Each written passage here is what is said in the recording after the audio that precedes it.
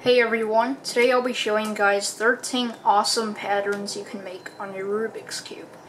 So I'll have 13 videos up here, and each one of them will have an annotation on them, and you can click on whichever one you want, which has the pattern you want to make, and that annotation will lead you directly to the point in this video where I'm showing that pattern.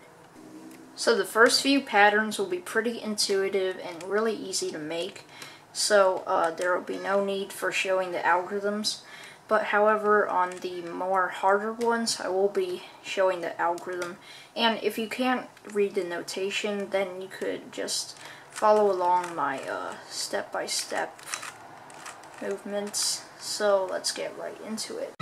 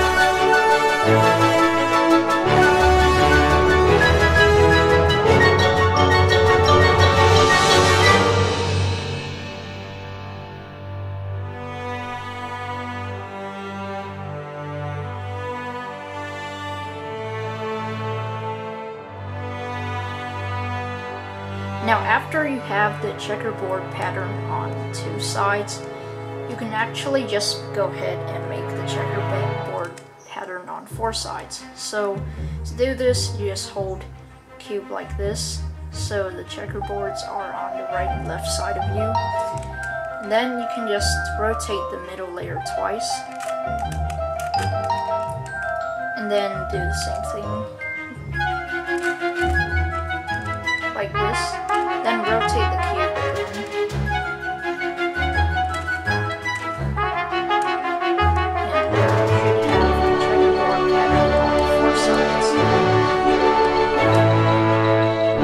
Now after you've got the checkerboard pattern on 4 sides, it's really simple to make the columns pattern. So all you have to do is turn the cube like this, so the 2 solved colors are on the right and left side of you, and just simply rotate the middle layer twice, like this, and you should have the columns pattern.